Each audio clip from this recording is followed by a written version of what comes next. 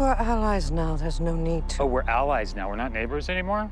Sorry. Severance Season 2, Episode 9 brings us right back to the thrilling chaos we love about the show, but with even more layers of mystery and complexity. After a previous episode that focused on Harmony Cobel's life before the Severance program, this episode brings us back into the heart of the story, revisiting characters like Outie Irving, Outie Dylan, Helly, and of course, Harmony Cobel herself. Welcome back to your nerdy show. I am your host, Spoiler Master. Buckle up because there's a lot to unpack in this episode that ends on a cliffhanger, leaving us with more questions than answers. It didn't mean anything.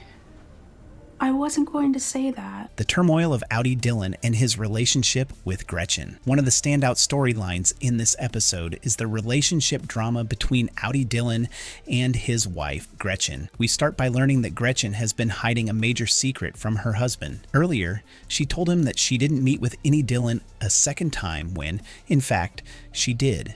And not only that, she kissed him. Gretchen's guilt weighs heavily on her, and it's clear that she's been struggling with how to deal with the fact that she had an emotional and possibly romantic moment with someone she thought was just her husband's severed consciousness. When she finally admits the truth to Outie Dylan, his reaction is explosive. Instead of showing any empathy or understanding, Outie Dylan gets incredibly upset, viewing the kiss as an act of betrayal.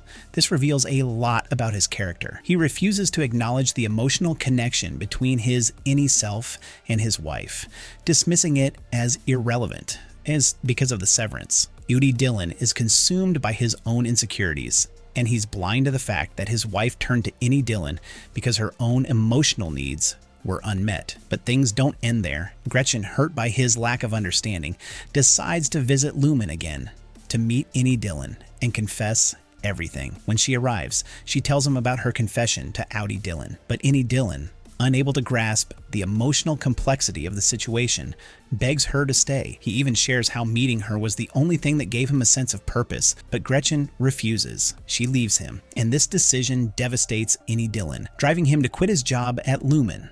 For an Innie, quitting is essentially the equivalent of suicide. Once Outie Dylan learns of the resignation, Outie Dylan's consciousness will cease to exist. This is a heartbreaking moment as Outie Dylan is left alone and despondent. He is unable to reconcile the fact that he is a separate person from his Outie self, and the pain of rejection pushes him to give up everything. It's unclear whether this is the end of Outie Dylan's arc or if he'll make a return in the season finale, but this episode leaves us with a lot of uncertainty about his fate. I can't know where you get off, and you can never come back to Kier. Outie Irving's growing fear and his escape from Kier. Moving on to Outie Irving. This episode also delves deeper into his journey. He returns home one morning to find that his pet dog is acting strangely, and to his shock, he discovers that Bert Goodman has broken into his house. Bert has been searching for evidence, presumably to understand why Irving has been acting suspicious lately. We learn that Outie Irving has been investigating Lumon's activities, possibly even trying to expose its dark secrets. But this investigation has led him to a surprising revelation. He believes that Bert,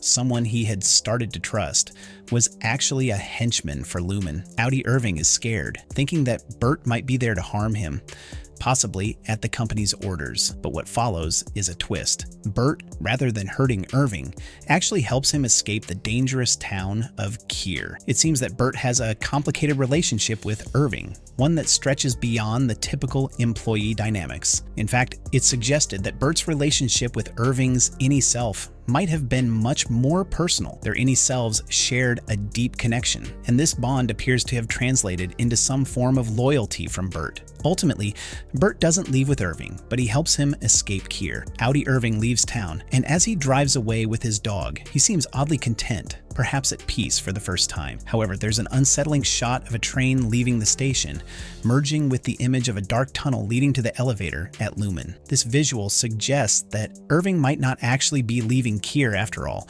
and we could be looking at more layers to this mystery than we initially thought. Kind of like you and Cobel.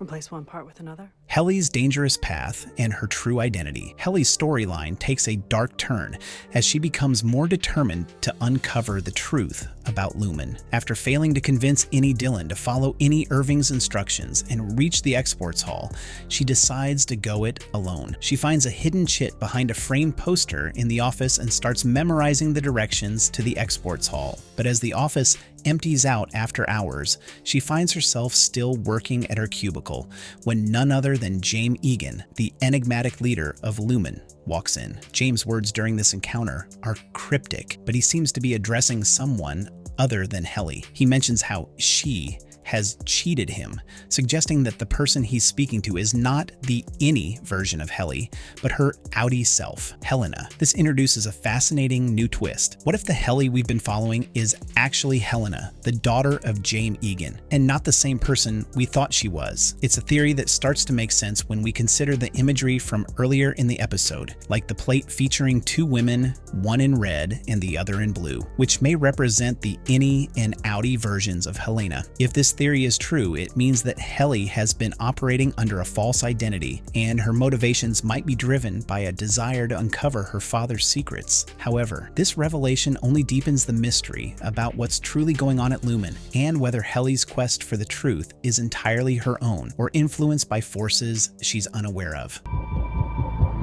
Again. Milchick's rebellion against Lumon. Another intriguing development in this episode is the sudden change in Seth Milchick's behavior. He has always been the loyal enforcer of Lumon's rules, but in this episode, we see him take a stand. When Drummond from the board reprimands him for Mark's absence, Milchick finally loses his patience and stands up to his superiors. It's a subtle but powerful moment, signaling that Milchick is no longer content to simply follow orders. He's begun to assert his own power, and this rebellion could be a significant turning point for his character. Interestingly, Milchick's new attitude also seems to be linked to Miss Huang's departure from Lumon. Her internship abruptly ends, and her departure might have triggered something in Milchick, pushing him to reassess his position in the company. The idea that Milchick could eventually turn against Lumon and become a whistleblower is intriguing, and it would shake the very foundation of the show if it happens. For now, though, we are left wondering whether Milchick's rebellion is a fleeting moment or the start of something bigger. No. If you walk out that door, he's just gonna come right back in again. Mark's mysterious encounter with Harmony Cobel. Finally, we come to Mark, who finds himself in an increasingly bizarre situation. He and Devon meet with Harmony Cobel, who has agreed to help them in their quest to rescue Gemma, or Ms. Casey. Harmony drives them to a cabin in the woods, but Mark quickly starts to feel disoriented, as if he's experiencing another Severance. It's unclear whether he's still in the cabin or if this is another version of him being manipulated by Lumon's Severance process. This episode strongly hints that Lumon has created multiple versions of Mark, just as they have done with the other employees, and the Mark we're seeing might not be the real one. The episode ends with Mark meeting with Harmony in a room, but he seems to recognize her as the enemy. If multiple versions of Mark exist, then we might be seeing a version of him trapped in the cabin, unaware of his true self. It's a mystery that will likely be resolved in the season finale, but it leaves us questioning how many versions of Mark exist and what Harmony's ultimate plan is for him. Do you remember the last thing that you said to me?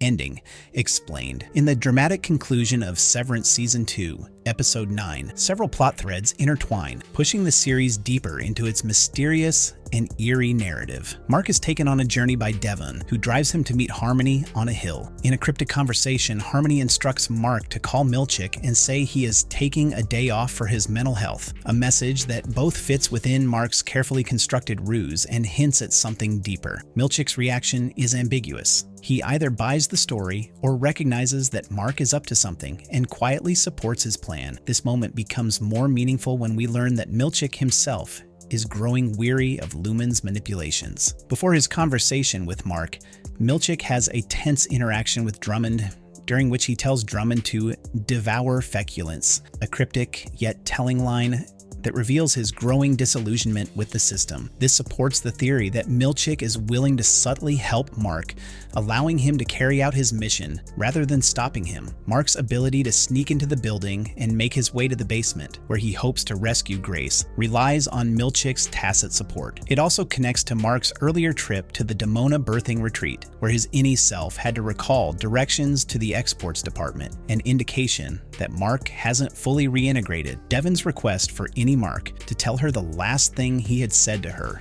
is another critical moment. The last time they spoke, Innie Mark wanted to tell her that Gemma, now Miss Casey in Lumon, was still alive. This request adds another layer to the story, linking past conversations to the present mystery. The episode also hints at the ongoing conspiracy surrounding Mark's parentage, as Harmony reveals that she is bringing in one of the many women impregnated by James to the retreat. Though Devon is not pregnant, this statement could be an intentional white lie, implying that Mark might be the product of one of James' many affairs. This revelation hints that the true identity of Mark's family could be one of the show's greatest twists. Ultimately, this episode deepens the mystery, setting the stage for a potentially dramatic finale. However, the show's shortcomings in previous episodes lead to the expectation that the finale may not live up to the intense buildup. Fans are left wondering whether the last episode will tie up these complex threads in a satisfying manner or leave more questions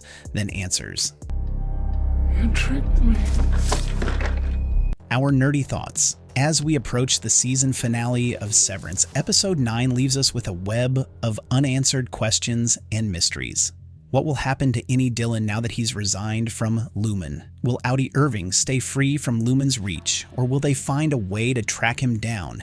And what about Helly? What is her true identity, and what does she intend to do with the information she's uncovered?